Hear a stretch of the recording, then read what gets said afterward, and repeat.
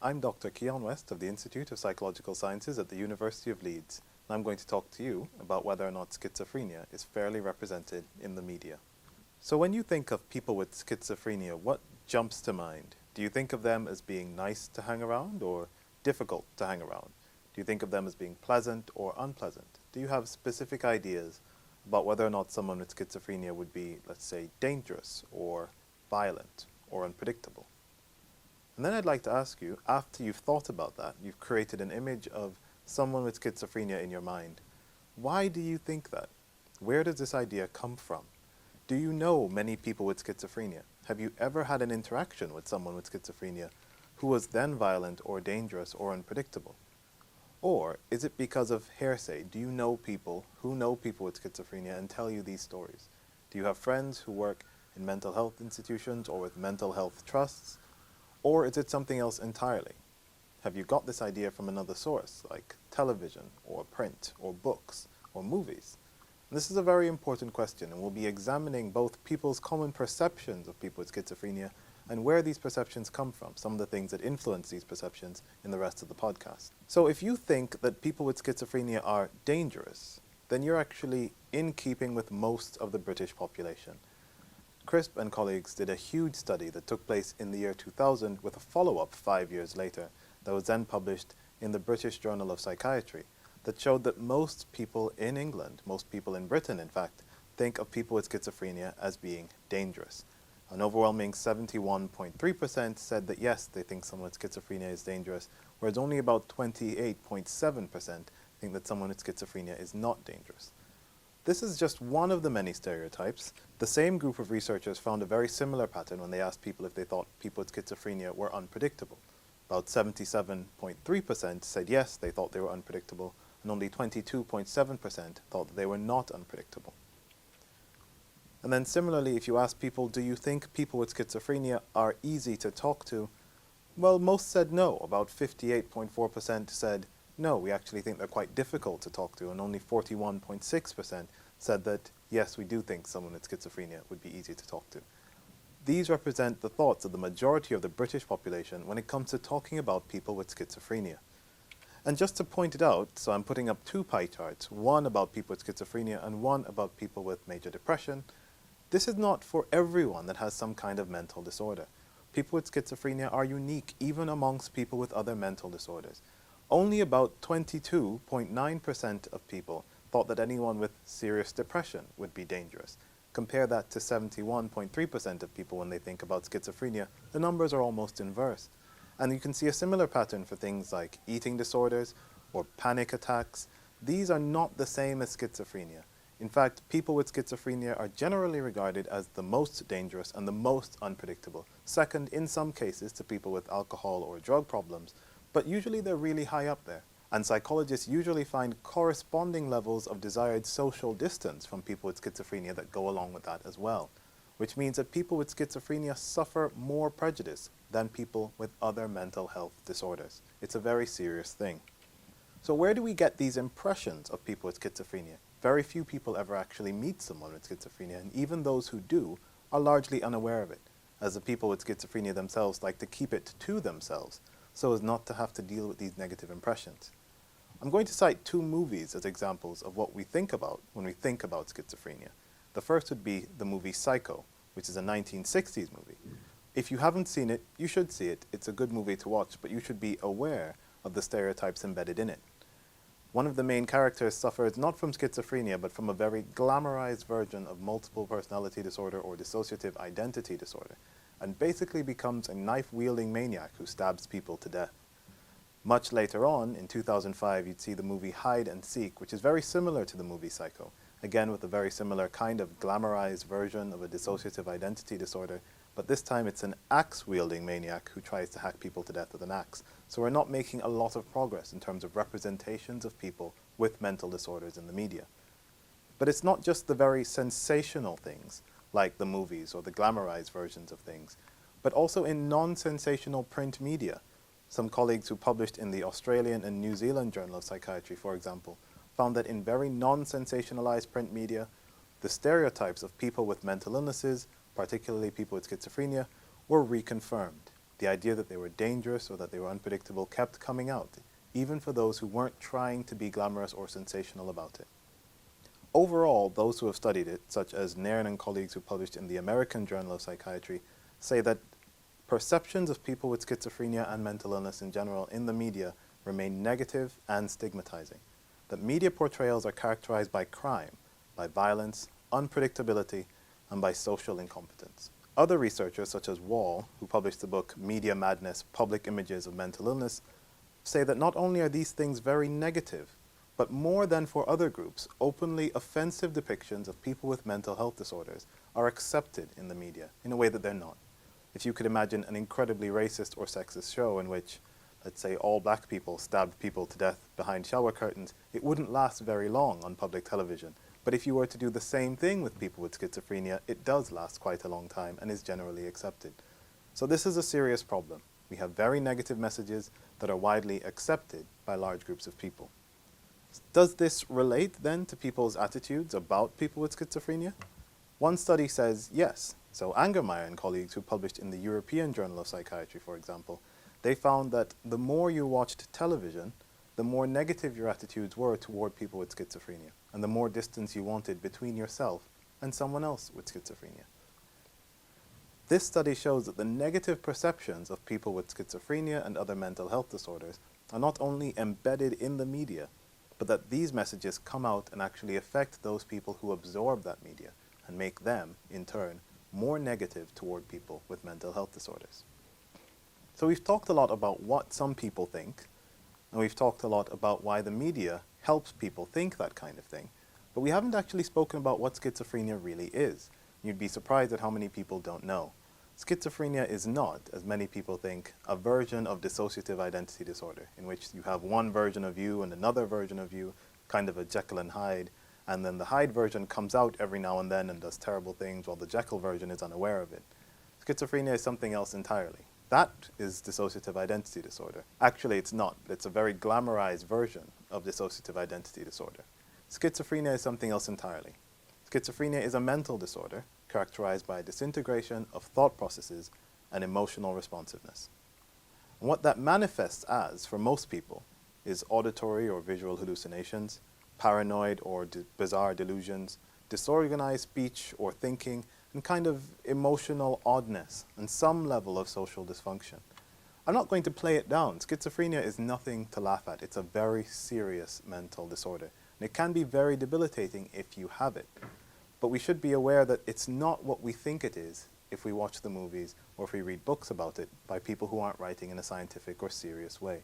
It has nothing to do with shifting identities, but it does have to do with some disorganized brain function. We also have to ask, if we're going to talk about what schizophrenia really is, it's worth talking about what people with schizophrenia actually do. And I'll be upfront at this point and say the majority of people with schizophrenia do what you do. They wake up, they see their families, they make breakfast, they go to work, they eat lunch, they come home, that kind of thing. But there are some people, and I know the question does come up, is there any relationship between violence and schizophrenia? And the answer is a very tentative and careful yes. And I'll explain why it's a tentative and careful yes. If you were to ask the question, do most violent offenders have schizophrenia? The answer would be no. This is easy to test. Teplin and colleagues in 1990, for example, and many other people who followed up, they tested whether or not people in jails who have committed violent crimes have schizophrenia or not.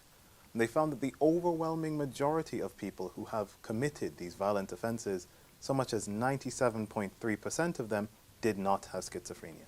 A very small percentage, only 2.7%, did have schizophrenia. So no, you can say that most people who commit violent offenses do not have schizophrenia. What if we flip the question? Because schizophrenia, as we know, isn't that common. What if we ask the other question?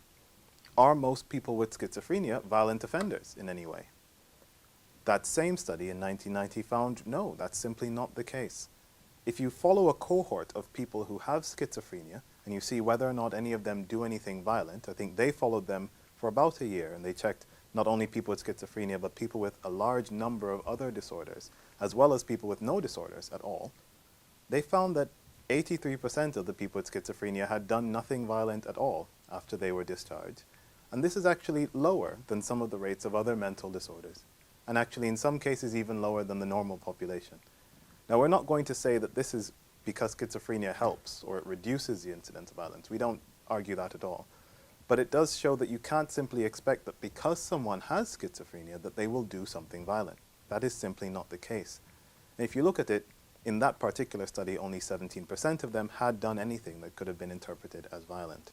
So the question comes up, if most people who have schizophrenia don't do violent things, and most people who do violent things don't have schizophrenia, where does this stereotype come from?